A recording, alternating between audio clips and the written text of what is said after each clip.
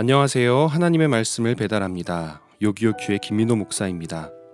오늘 묵상할 본문은 사도행전 28장 23에서 31절까지의 말씀입니다. 제가 사도행전 28장 24에서 28절의 말씀을 봉독하고 오늘의 말씀을 함께 묵상하도록 하겠습니다. 그 말을 믿는 사람도 있고 믿지 아니하는 사람도 있어 서로 맞지 아니하여 흩어질 때에 바울이 한 말로 이르되 성령이 선지자 이사야를 통하여 너희 조상들에게 말씀하신 것이 옳도다. 일러스되 이 백성에게 가서 말하기를 너희가 듣기는 들어도 도무지 깨닫지 못하며 보기는 보아도 도무지 알지 못하는도다. 이 백성들의 마음이 우둔하여져서 그 귀로는 둔하게 듣고 그 눈은 감았으니 이는 눈으로 보고 귀로 듣고 마음으로 깨달아 돌아오면 내가 고쳐줄까 함이라 하였으니 그런즉 하나님의 이 구원이 이방인에게로 보내어진 줄 알라. 그들은 그것을 들으리라 하더라. 한 달 전쯤 찰스 킴볼이라는 신학자이자 종교학자가 저술한 종교가 사악해질 때라는 책으로 여러 목사님, 전도사님들과 독서 토론을 한 적이 있습니다. 제목에서부터 느껴지듯이 이 책은 본래 인류에 이바지하고 사람들에게 유익을 끼치는 것이 목적인 종교가 어떤 이유로 사악해지고 사회에 악영향을 끼치고 남들의 미움을 받게 되는가를 분석한 책입니다. 책의 내용은 방대하기도 하고 편하게 읽어나가기에는 지나치게 역사신학적이고 비교 종교학적이기도 해서 한 성도에 불과한 우리의 삶에 바로 적용되기에는 책의 주장이 해당 종교 전체 또는 적어도 한 교단 전체에서 적용해야 할 만한 거시적인 담론이라 내용을 자세히 알려드리기는 조금 힘듭니다. 하지만 저는 이 책을 읽으면서 우리 삶에 적용할 수 있을 만한 세 가지 핵심을 찾았습니다. 첫 번째로 이 책에서 저자는 종교가 자신의 사상이 아닌 권력 구조를 지키려고 할 때 악해진다고 합니다. 종교는 누구나 사람들의 마음을 움직이기 위해 존재합니다. 예수님의 제자됨으로, 예수님의 사랑으로, 그 복음으로 사람들은 선행을 실천하고 구원의 길을 터득할 수 있습니다. 그런데 만약 그러한 기독교 그리고 교회의 핵심적 가치가 권력 구조를 지키기 위한 구조주의적인 악으로 변모할 때 종교는 악해질 수 있다라는 것입니다. 그리고 두 번째로 종교는 나와 타인을 이분법적인 적대 관계로 설정할 때 악해진다고 합니다. 내가 상대방과 함께 이웃도 나처럼 사랑해야 하는 마음으로 하나 되려고 노력하는 것이 예수님의 제자된 본질인데 그렇지 못하고 상대방과 나는 다르다. 너와 나의 믿음은 다르다. 라고 이야기를 하면서 이분법적인 적대 관계로 설정할 때 기독교라는 종교도 악해질 수 있다는 것입니다. 마지막으로 종교는 자신보다 더 큰 권력 또는 상위의 공동체를 위해 일할 때 악해질 수 있다고 합니다. 절대적인 것은 아니지만 종교가 사회 국가 구조보다 아래에 있을 때가 있었습니다. 그럴 때 정부를 위해 또는 큰 힘을 가지고 있는 권력자를 위해 종교가 이바지하려고 노력할 때 악해지고 해악을 끼쳤습니다.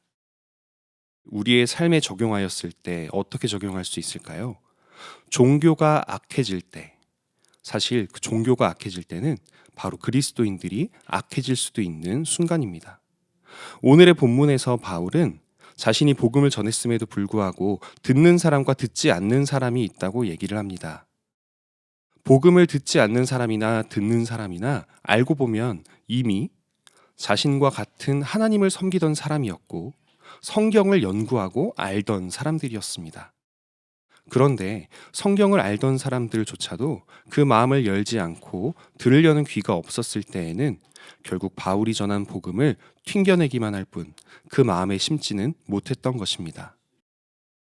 자신의 사상이 아닌 권력 구조, 즉 유대교의 랍비들이 가지고 있었던 종교 지도자들의 권력 구조를 지키려고 했던 사람들은 대부분 예수님을 멀리하고 바울을 멀리하고 복음을 멀리했습니다.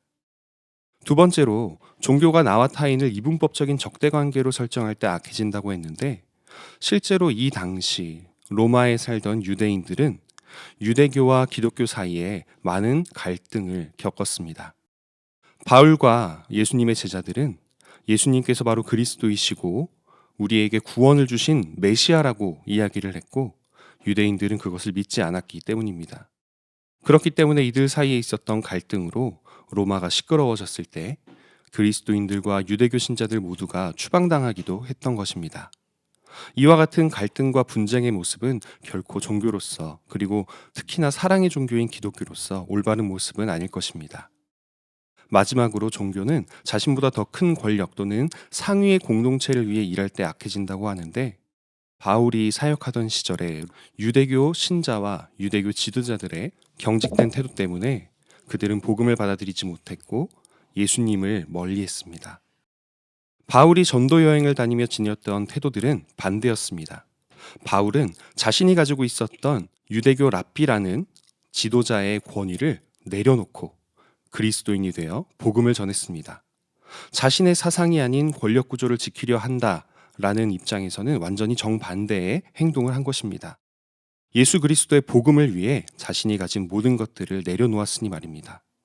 그리고 바울은 유대교 신자나 이방인이나 이들이 이분법적으로 나뉘어져 있는 존재가 아니고 예수 그리스도 안에서 하나가 될 수 있다고 이야기했습니다. 오늘의 본문 28절에서도 그런즉 하나님의 이 구원이 이방인들에게로 보내어진 줄 알라 라고 이야기를 합니다. 그들은 복음을 들을 준비가 되어 있다고 하면서 말입니다. 마지막으로 바울은 자신보다 더 큰 권력, 즉 로마의 황제나 유대교의 지도자들이나 유대인들의 왕에게 복속되어서 그들을 위해 일했던 사람이 아닙니다. 오히려 그들의 눈에는 보이지 않았지만 예수 그리스도, 우리의 진정한 왕을 위해서 일했던 사람입니다. 즉 바울의 태도는 그 당시 복음을 받아들이지 않았던 유대인들의 태도와는 정반대였습니다. 바울이 전도 여행을 다니며 지녔던 태도들을 묵상할 때 혹시라도 우리의 부모님이나 친구들이 하나님을 믿지 않는다고 해서 그들과 나를 구분짓기보다 그들에게 먼저 다가가 복음을 전하고 그들을 사랑하는 마음으로 하나 되려고 노력할 때 종교는 악이 아니라 선이 되고 예수 그리스도의 사랑이 그들에게 전파될 수 있습니다. 오늘의 말씀을 이렇게 적용하기를 원합니다.